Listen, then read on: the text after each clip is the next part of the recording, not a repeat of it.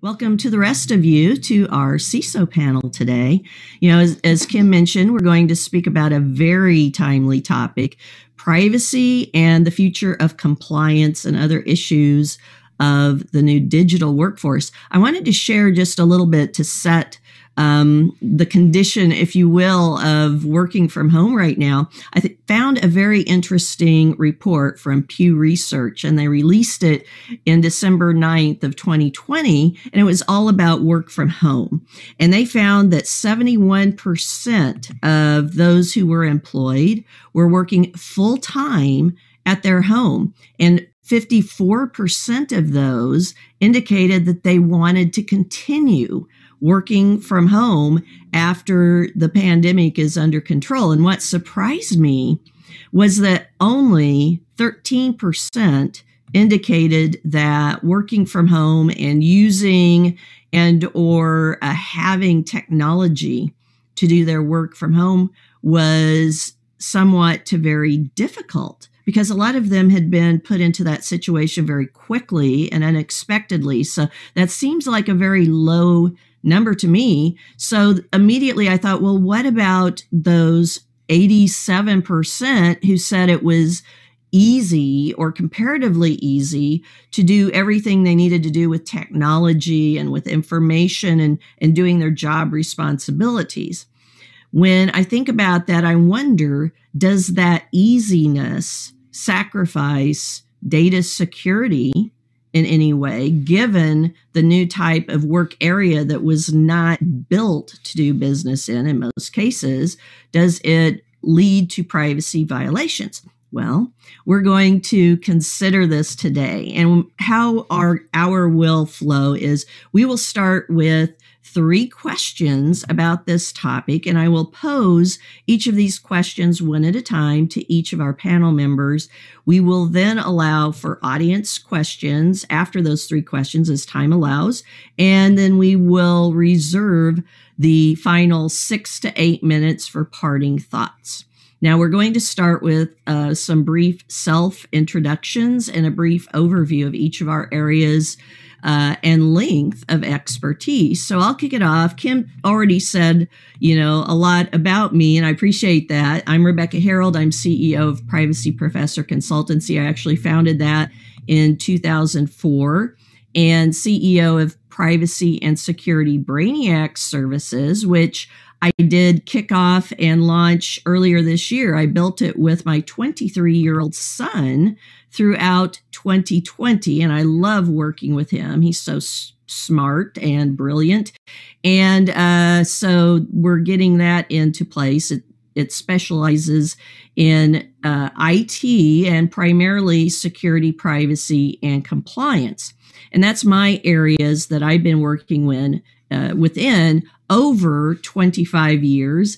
And I've also worked with a wide range of industries and focus areas, including being a subject matter expert on the NIST IoT cybersecurity development team for the past 1.5 years. I'm finishing my 20th book that's called Security and Privacy When Working from Home and Traveling. So I love this topic. And also, one of the other things I do is serve as an expert witness for various cases that involve security, privacy, and compliance. So now for the rest of the panel, so you can get to know our great CISOs who are also speaking today. George, why don't we start with you?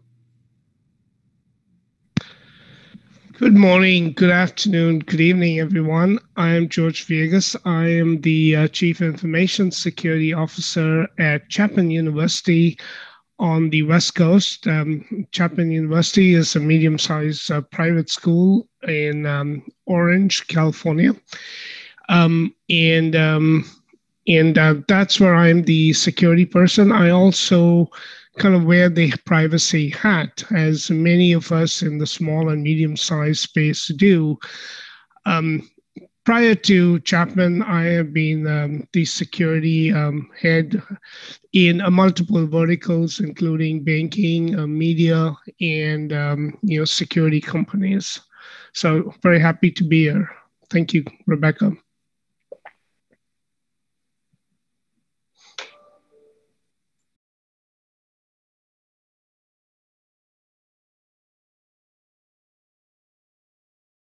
Sorry about that. I was on the wrong screen, unmuting the wrong microphone. So now, Jyotin, how about you? Hi, thank you, Rebecca. I am Jotun Gamberg. I am from SecureFLO. We are a cybersecurity and privacy compliance services firm located in Boston. We work primarily with the small and medium-sized businesses. Prior to SecureFLO, I worked with Deloitte and Touche, and so I was working on the enterprise side of security, cybersecurity, and audit for the large financial services, healthcare companies. And prior to that, I was with IBM and with BMC Software on the identity and access management side. So overall, we have, as my experience and my journey has taken me from an enterprise to an SMB space, I see that security has matured quite a bit in those years. And I look forward to answering your questions today and providing some insights from my perspective. Thank you. Thank you very much. And Ken, your turn. Thank you, Rebecca. And I'm Ken Dawson, and I'm the CISO and CIO, and also one of the founders at ClearStar. So I've been here for about 26 years on the tech side primarily, and also moving into security and privacy over the last probably 15 or 20 years. It's really started out building the technology that we provide to the background screening and employment screening industry around strategy and architecture and the build process. And then as InfoSec and cybersecurity became an emerging concern in our space in the late 90s, early 2000s, we went through a number of different standards that we had to meet, from industry standards to now where it's more things like ISO and SOC 2 and NIST. And we've kind of seen the same process of evolution in the privacy side, so we've been much more involved there as well. So really spent a lot of time in security and tech and privacy, and really happy to be here today. Thank you. Great. Thank you so much, Ken. So let's launch right into our first question today. So when the pandemic hit last year, I mean, this was something that took a lot of companies by surprise, right? Who would have expected that? Was this something that impacted your organization? Was there something new that you learned about your information security and or privacy risk management program as a result of the experience of transitioning to mostly or all work from home? What were some of the things that you learned about your security and privacy management programs as a result of the pandemic hitting and dealing with that all of a sudden? Jyotin, can you go first, please? Sure, absolutely. So I think what I would say we learned was that as a result, that business continuity and disaster recovery, which a lot of people talk about, but unless practiced cannot be implemented very easily, became very important. So you had to have the ability to go remote. You had to have the ability to have good communication between the various parties, decision makers, both from a C-suite perspective, also from the administrative perspective. What we saw also was access control became very important. So identity and access management became a key component, because remote access took basically lay bare a lot of allowances from a breach perspective. So there were a lot of cyber breach related issues that came up from just from a pure volume of number of people logging into the environment from a remote perspective. So we saw that. And the other thing that we saw, which made us also question where the industry was going, was more people moving into the cloud and more people being more aware about cybersecurity and privacy risks. And privacy has also taken a forefront. So data, the user information took a forefront from our perspective. So we saw privacy become more important, business continuity, disaster recovery, practice became more important, and access control and identity management as a third component. We saw an increase. In our business, pen testing increased. So a lot of people wanted to do pen testing of the environment to see where their gaps were or risks were. Thank you very much, Jyotin. I'm very intrigued by the pen testing. Of course, I'm not going to ask how those resulted, but I think that's very great that you did that. Was it just a quick follow-up question for you? What did you find it challenging to include all of those edge points out in remote areas when you did your pen testing?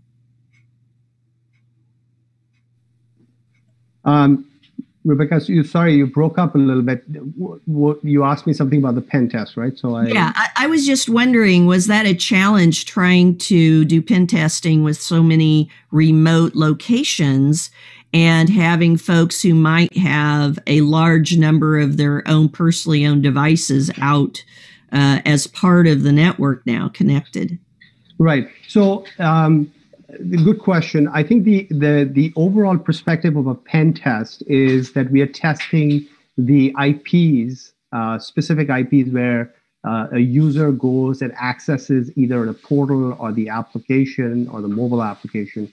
So we're not really testing the outsider or basically the threshold from an outsider's perspective. We're just testing the IP. So that in itself was the same in regards to our testing. The vulnerabilities we found were in regards to the volume, so the number of people coming in. So that there were thresholds that had to be increased. We saw some vulnerabilities around that. We saw a lot of what we call CSRF vulnerabilities. We saw some issues around companies where they needed to look at within the cloud better security capabilities turned on because most of them were using infrastructure as a service and not using all the capabilities in the cloud. MFA being a good example. A lot of them had not turned on multi-factor for all users, only admins. So that was a key component. But we saw a lot more. But I think just to focus on your question specifically here, I would say that our focus again is based on the IP address and not on the end user. In terms of the remote PCs. So that didn't change much. Okay, that's very helpful. And I know that our attendees will probably find that very insightful as well. Ken, how about you? What were some things that you maybe learned or is worth noting? Okay.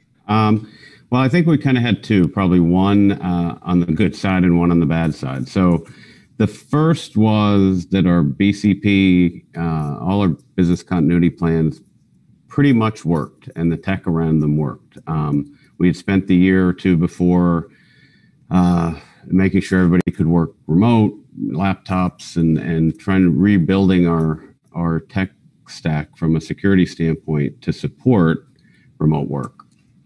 So when it happened and it was kind of a one-day decision and everybody was sent home, for the most part, everybody could work and do their jobs and everything went really well.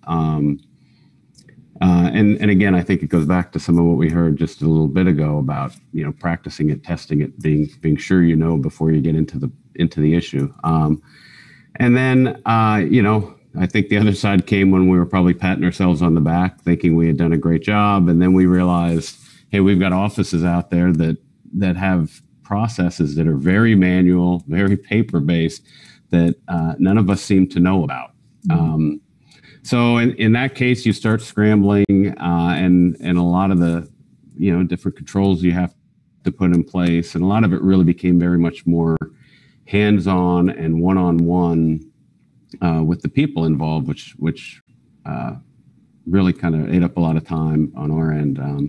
But it was a good opportunity. We were able to automate a lot of those processes over the coming months, which is good in the long term. But I think overall, those are probably the two biggest lessons that we learned.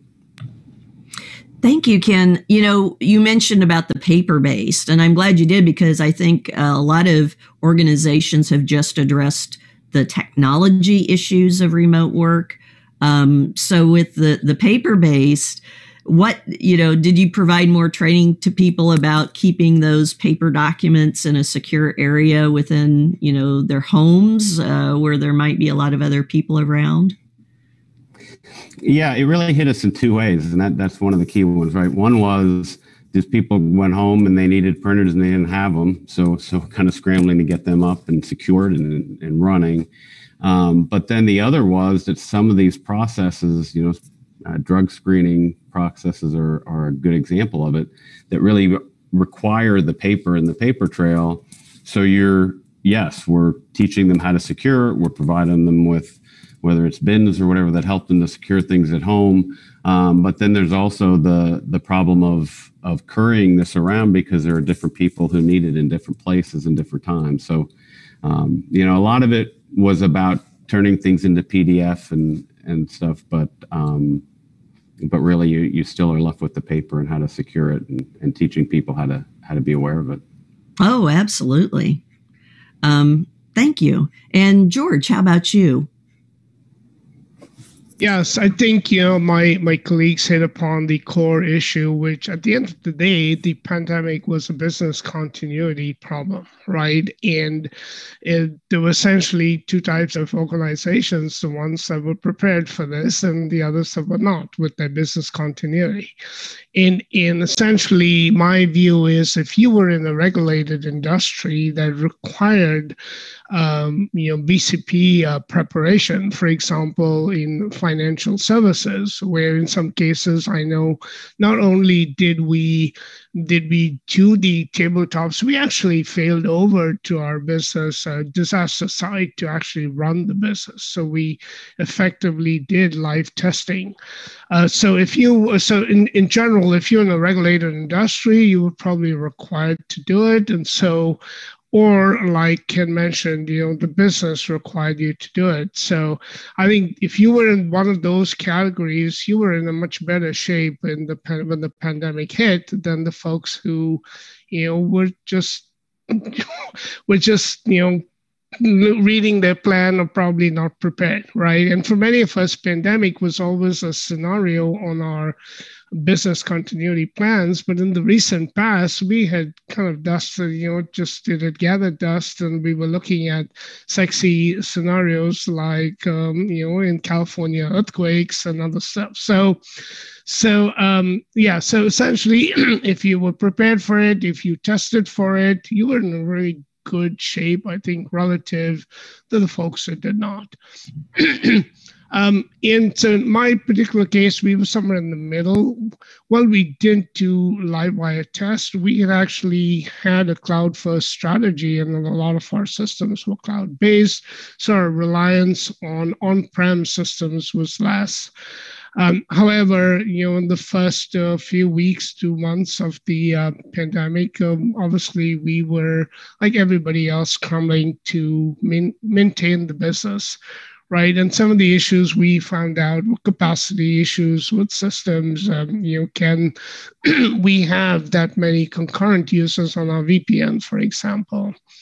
So, so I think one of the biggest things we did that I thought was great during the pandemic is improve our MFA activities to ensure that we got everybody on our teams enrolled in MFA, and also increase the single sign-on. So the maximum number of cloud-based apps and on-prem apps were kind of tied into this identity and access control through the single sign-on and through the MFA. I love that. You took a disaster situation and you took the opportunity to improve upon, a couple of you, well, at least a couple that you mentioned, I'm sure more, but a couple of your practices. You mentioned too about your plan and being dusty a little bit earlier. I think that works nicely with a question that we received from one of our audience members. And I want to ask each of you just for like a yes or no question, so we can get to the next, bigger question. But with regard to business continuity planning, did you have a separate pandemic type of disaster plan that was in place before the pandemic hit? So George, since, I'll start with you on that one. I don't believe we had in my current employer. I think being in California, we tend to focus on earthquakes and other regional type of issues. But pandemic has been on my plans and other previous employments. And but I know in the recent past it has gone less and less interesting. It's back to how do you convince somebody in New Orleans that they need the dams when the sun is shining, right? It's very difficult to present that because it just didn't seem likely. It was something that seemed less and less likely. So I think for most of us in the recent past, pandemic as a part of our business continuity plan kind of faded into the background, and the other more pertinent scenarios tended to take center place. Right. And Jyotin, how about you? Besides a business continuity plan, did your organization have something separate that was a pandemic response plan or similar to that? So it was, no, we didn't have a separate pandemic plan. We did have pandemic listed as one of the disasters that might occur. And so that would allow us to then use the BCP or the business continuity plan or the disaster plan. But no, did not have a separate one. Okay. And Ken, how about you? No, I think we're in the same place George and Jyotin had said, right, is that we had it in the list, but I can say we clearly didn't anticipate all of the impacts that we've now lived through going in. So it was more of a... Yeah, it was just more of something on the list that we would address. No, I think we're in the same place. Hello? Can you hear me? Yes. Yep. Oh, good. Okay, sorry about that. My screen blipped out talking about disaster recovery plan. Wasn't quite a disaster there. But and I'm sorry, I missed out on the first few seconds. But Ken, did you finish what you were describing? Yeah, I was just saying, like the other guys, we had it on the list, but I don't think we gave it a whole lot of serious thought up front. And that's kind of what I found throughout my career, especially with my clients. Like Jyotin mentioned, it was kind of a part of the overall BCP, but it was like a paragraph that folks kind of were like, what's the likelihood of that? And then all of a sudden it's like, oh, it's here. It is important. So let's go on to our next question and talk specifically about privacy. And so, Ken, I'll start with you this time. When you are dealing now with a new type of normal, work from home, mobile workers, and so on, what type of new privacy issues did you encounter for your employees working from their home environments, often with their own significant others, maybe children, maybe roommates, doing other types of online learning with kids and students, or maybe with other people in the house who are doing their own business, remote working from the same space? What kind of legal requirements maybe did this create the biggest challenge for you in adjusting to your compliance activities? Okay.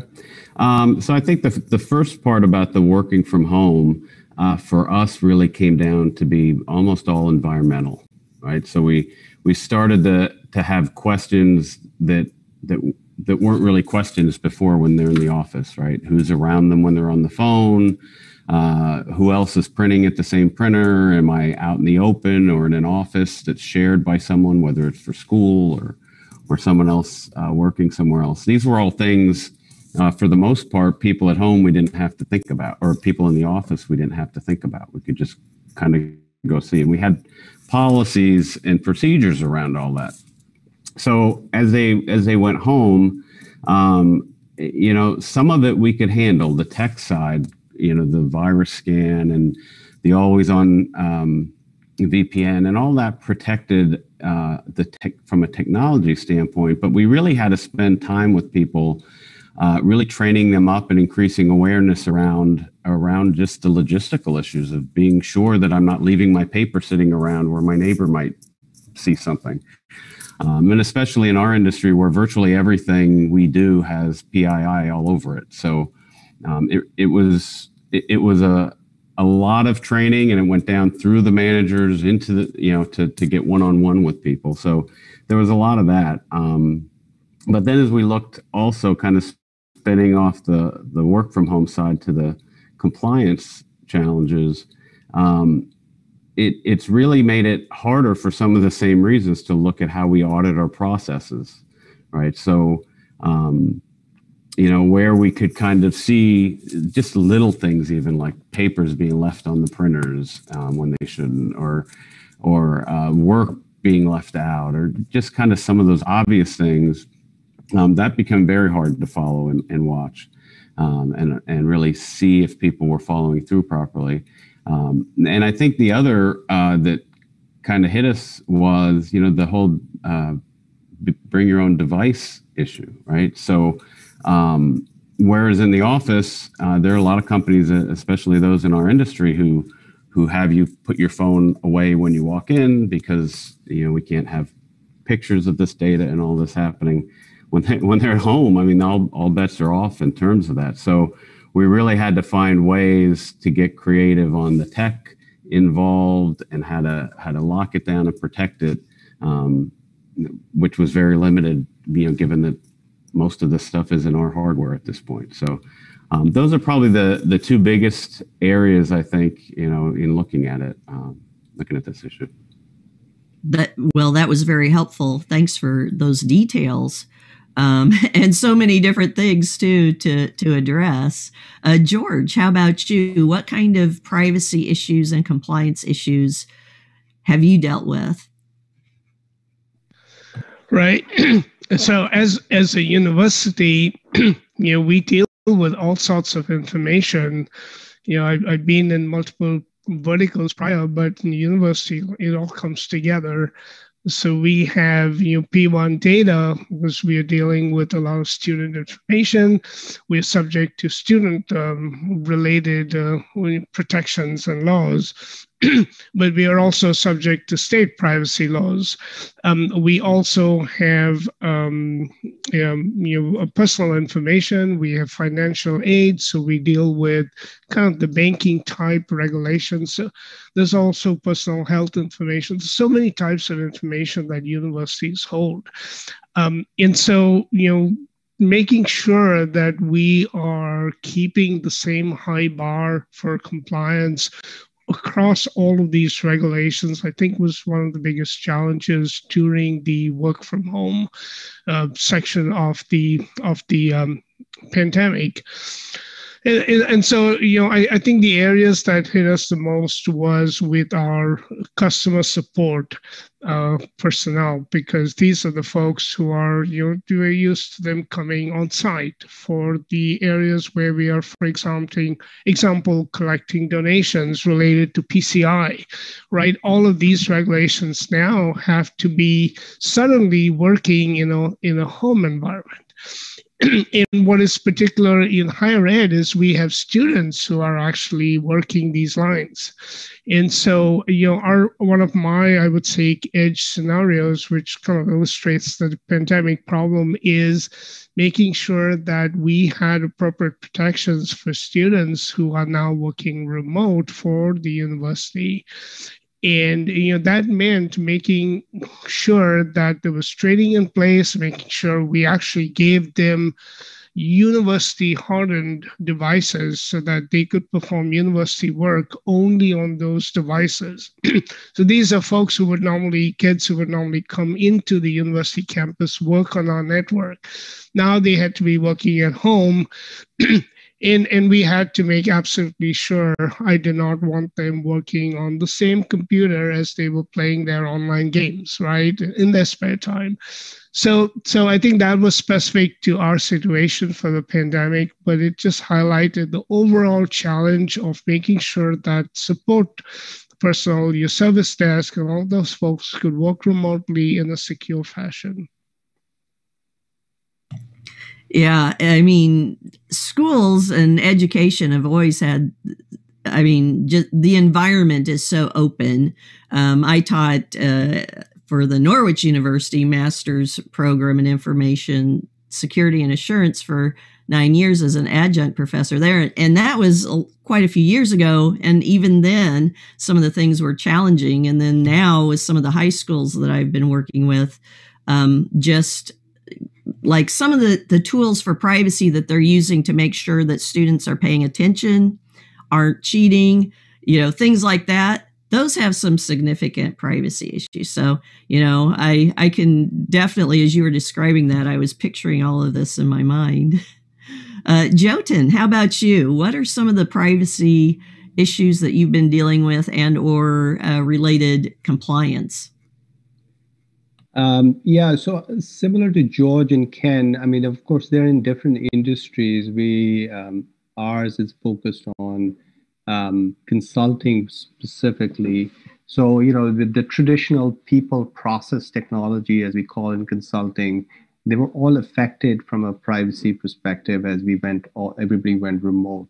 So it's, the variance of how people react to and use their devices at home, the kinds of environments they have at home to work in, the number of people they're sharing the devices with, the kinds of data that they have, or specifically social media, which was a concerning piece. So I think one of the things we definitely encouraged a lot of people to do was to review policies. So governance side, code of conduct, acceptable use, to make sure everybody's aware of what is acceptable behavior in regards to handling their devices, handling the kinds of data they have, what kinds of data they should be looking at, etc., on their devices.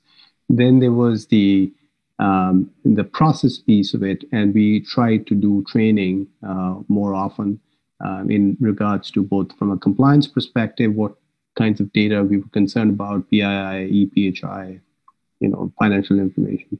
So the training part of it, and what tools were available and how to use them from an internal perspective. And then technology-wise, we make sure that we deployed a centralized way to both conduct antivirus scanning, malware scanning on all devices, so that we're not expecting everybody to do it at individual times at their own, even though they're supposed to do it, certain times. So we did that, and also made sure there were good backups of all sensitive data as each day went on and over the year now. And as well as, we try to centralize around the drives to make sure and encrypt information appropriately from a sensitive data perspective and back that up. So all that was helped by the cloud, but also helped by a process that we deployed and policies that we updated as the pandemic kept going on. So thank you for that. And in fact, what you described partially there, or one of the things there is related to a question that we had about how you are keeping up with patches to your laptops and desktops, keeping that up to date and so on. I guess as just kind of a quick follow-up to the three of you, and, not in any particular order for this quick follow-up, but what about, dealing with keeping employee computers and their personally owned devices? How did you ensure that those were kept up to date with the most recent anti-malware and patches to prevent, bad things coming in through those devices into your own network. Just whoever wants to offer that, maybe. Yeah, I mean, in our case, we were using technology. So we were using Sophos from a central perspective, and we deployed it across all endpoints and made sure that both they were patched to the updated versions, whether they were Windows devices or Mac OS devices, and also that they ran the malware scan. Everybody had the same date. And it was an updated scan, an antivirus scan, and if anything was found, we made sure that that device went off the network, etc. So, right, I would agree with that. The new class of security tools allow you to verify cyber hygiene of your end user devices, and you can actually put in particular sets of rules that define the cyber hygiene. And if those rules are met, then the device can connect to your network. And I think those are some of the things we were looking at and have implemented.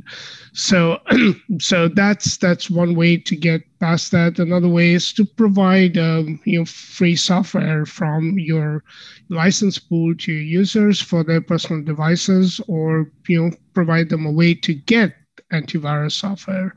And the last piece I would say is, as you're doing these things, you also have to look back at your privacy policy to make sure that's updated to let the users know, because when you get to that level of visibility on their device, you also get other information potentially coming through. So it's kind of a package of policy, processes, and the tech. I think I'd agree. And I for us, one of the key things is our vulnerability scanning has agents that are part of our build on each machine. So we're able to know at all times kind of what software versions are running, have they updated patches, is the virus scan running? And if any of that falls out of the standard, then we're able to just basically block the device. Since they're all our devices in this case, we're able to block them from accessing, but also from accessing a lot of the data they need or would need if their device was up to date. Great. All very useful information there for sure. Let's go on to our third overall topic. So now we've been dealing with the pandemic for a year. So over this time, how have you been maybe modifying your information security, cybersecurity program and or your privacy programs to meet the changing workforce, or do you see your workforce changing? I mean, do you see this as a temporary situation of remote working from home, or do you see that now you need to make changes to include and maybe broaden your program to meet the needs of ongoing work from home by a portion at least of your employees that you have? So George, perhaps you can start us off with this one. Yeah, totally. I think when the pandemic started and in the first few months of the remote working, there was this major push of, yes, we are going to be working remote and this is going to be the next big thing. And there was even, a couple of major global companies who said, yes, from now onwards, all our employees will be remote. Always, right? But as we are getting back into some sort of normalcy now, I see that changing. I think we will have two classes of companies, one that will stick with the earlier line and stay remote, and we will have others that will just switch back to same old, right? But there will be a larger number of companies in the middle ground. And I think that middle ground is kind of the companies who were staunch, we will never be remote. Those are the companies who will now be a lot more flexible, right? Maybe they won't be open to fully remote, but there's going to be a lot more flexibility to some sort of hybrid environment, whether it is 2 days a week remote, or, well, you can do this and you can do that. There's going to be a lot more flexibility any which way you look at it. Yeah, I think for me personally, personally, I think, the big change is going to be in the cloud space. The working remote has shown us the value of having cloud-based apps and a less reliance on on-prem services. And as we get into this cloud space, one thing I'm seeing is we in the security and privacy as practitioners, we will be challenged to do vendor risk management in ways we have not done before. And that's primarily because of this explosion of cloud.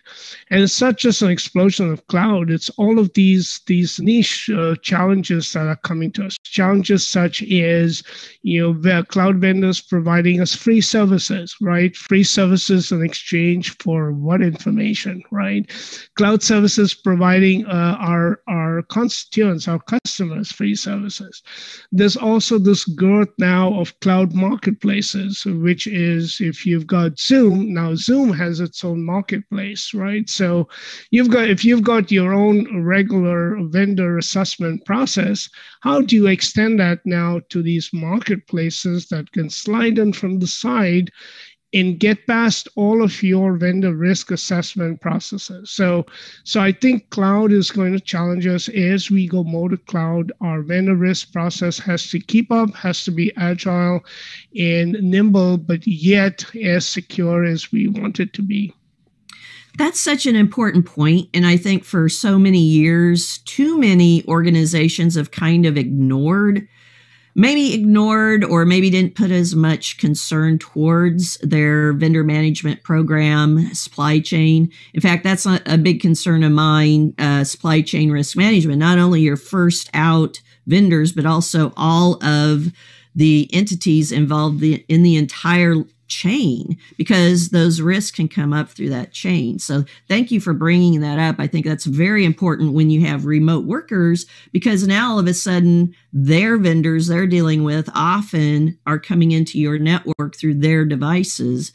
And just a quick FYI for folks out there, I highly encourage as a resource to look at the NIST SP 800-161 supply chain risk management document. Of course, I'm a big fan of the NIST documents, so that's a really great one. Jyotin, how about yourself? What are you finding here? Yeah, I mean, I think I would agree with George. We see from a third-party perspective, what we call third-party risk or vendor risk being a key component, cloud being another key component, and the third-party risk piece is so important now also because of the fact that we are so reliant on so many different vendors and they have access to the data. And the risk chain per se is exploited by hackers, similar to what happened at the SolarWinds exploit, where they were able to exploit the overall chain through that vendor and get a lot of data, sensitive data from the government and such. And so I think that piece of it is key now as we are more remote. But as far as the future, I see similarly, there's going to be a remote workforce, and I think there's a larger push from a tech perspective, tech companies and consulting companies to stay remote. And more of the companies I see are going to be hybrid, where they're going to provide the flexibility, like the state and the federal government, for people to work remotely, but also require them to come in-house, similar to, I think, banking and financial services are doing something similar. So I think I would see the remote piece of it becoming much larger than it ever used to be. But there still is going to be an on-prem component. Having said that, from a technology perspective, we have already moved away from on-prem or enterprise, and everything is in the cloud. And I think the cloud is going to become just much more prevalent now. Moving forward. Thank you for that very much. And Ken, how is your program changing? Well, yeah, and I think I'm probably focusing on the first part of it on the workforce change, right? I think to piggyback on what George and Jyotin said, remote isn't going away, and I don't think that we know exactly where we're going to end up on that continuum. So from our perspective, the way we've kind of changed has been to assume that we're never going back to working in the facility, and looking at everything as having to be remote first and remote enabled, and we need to figure out how to secure it that way. And then if they come back in, it's even easier now because they're in our facility, but we're going to start by making sure that we're secure when they're remote. And some of that goes to the training, which we talked about before, but one of the things we've tried to do is find, for example, training programs that are really engaging, and whether it's gamification or videos and that kind of stuff, but also opening it up to their family. So while we're building their awareness, if their family is more aware of it, it kind of helps through the process. And then I think the cloud stuff is just huge, right? The ability to decentralize these controls and our workforce while being able to centralize a lot of the functionality and the management of it and the controls around it is really something that's becoming more and more important as we do this. So we look at all that, and I think the other side of it, which we've kind of mentioned a little bit, is to bring your own device, because now they're at home with their devices. There's really no way to keep them away from them or keep them off or to keep it out of our security sphere. So we have to find a way to be aware of that and be more supportive. So I think it's all around that. And I think one of the biggest keys is really more human resources challenge, which is to get people more engaged and to be able to maintain that engagement with remote workers, because when you lose that, it's much harder to train them up. It's much harder to be sure they're up to date on their controls and doing the things they're supposed to. So I think for us around policies and procedures, it's really a lot of this change is coming around just that assumption that remote's not going away. And so we need to be able to support it. So, a lot of great points have been made. Now, something that I was wondering about, and we also had some audience members ask about it, is what are you doing, if anything, to change how you're dealing with employee privacy? And I know in dealing with a lot of different clients of my own, oftentimes when they think of privacy, they think about only the privacy of their customers or their clients or their patients. But certainly when you're dealing with work from home, you're dealing with your employees too. And, the bring your own device, we've been talking about that primarily in the viewpoint of risk that brings. But I don't know, this can be one of those quick questions, I guess, because I'm looking at the clock here. It looks like we're getting down close to 5 minutes left. But how, if you can just give a brief answer about the privacy of your employees, have you created new policies for that? Installed new types of tech for that? And I'll just open it up to any of you who want to answer that particular question. Yes, I can take that. I think, back to my earlier point, as we are gaining additional visibility into our users' personal devices, we also, along with that, comes the onus to kind of provide that visibility back to the user and what access we now have.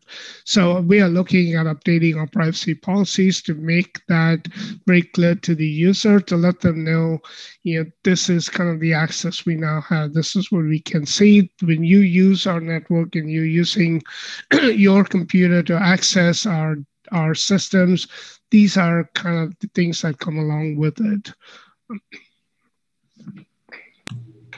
Yeah, I think I would second that, but also would say that from a privacy perspective for employees, there are two aspects to it, right? So there's the policy aspect by training them and making them aware that, how important privacy is, as well as the controls that are in place for privacy in regards to encrypted information, et cetera, keeping it segregated, classification of data. But also from a user-employee perspective, you have in the company, you have their information, PII information, you have their healthcare information because they have benefits. You may have some other sensitive information about them related to their healthcare. So all that needs to be protected internally, and that is done so from a technology perspective, also from a classification perspective, and also from a monitoring perspective, to make sure that if in any way, shape, or form their data is compromised by the company or the vendors who may have access to the data within the company, that they are both informed and then also allowed to know what to do in the event of. So have good incident response around that. So I would say it is important from a privacy perspective for employees to not only have the policy, but also have the technology piece of it to protect their information and the access to their information from the vendors. Yeah, and I think I'd agree with what both of them said there, and kind of building on, I think the key from our standpoint has been transparency, right? Is one, knowing that the policies that we have in place for evaluating technology vendors and stuff applies to the ones that are going to hold like their HR data and stuff like that, but also being transparent with them about what we are looking at and have access to and are measuring and monitoring on the computers and devices they have. So at least, even if it's not a protection standpoint, it at least gives them the ability to know where we are with things and what is out there of theirs. Great. Well, those are all great points. I guess I would be remiss if I did not mention something about the IoT devices within your employees' home work areas as well, because a lot of times, think about all of the IoT devices people have in their homes. I'm seeing various research reports about how many there are on average, but the one I see most is from 5 to 7 IoT devices, often Amazon devices, and even the smart refrigerators and, of course, the smart thermostats. But oftentimes they're hooked into the wide area network that your workers are using to access your company's network. So all of a sudden, you might have some pathways into there, but from a privacy standpoint, think about all of that data too, that those devices might be leaving behind in places that perhaps might be discoverable within a corporate network, that perhaps would be a privacy issue when it comes to knowing where personal data is located. So I think having some sort of policy and technologies to help guide people in understanding what they need to do with their IoT devices from a privacy standpoint, as well as the technology one, is a good thing to do. Gosh, we're already down here. We got 6 minutes left. This hour went so quickly. I've enjoyed hearing everything you've all had said so far, but let's say someone asked you, what is the one piece of advice that you would give other CISOs, as well as CPOs and CEOs even, who wear the security and or privacy officer hat in their own small to medium-sized businesses, about managing an information security and or privacy program for the new type of remote workforce? So if each of you can give maybe a 1 to 2 minute tip to our audience about that, that would be great. So why don't we start with Jyotin? Sure, absolutely, and thank you. I would say one of the most critical things that we see is having good visibility into your environment. So having good diagrams of your data flows, so you know what is being accessed remotely, how your environment has changed. Having good network security diagrams, understanding from a data flow perspective who accesses what, who are your vendors, how is your data classified, what kinds of protections you have in place for the data, especially sensitive data, PII, EPHI, credit card information, etc.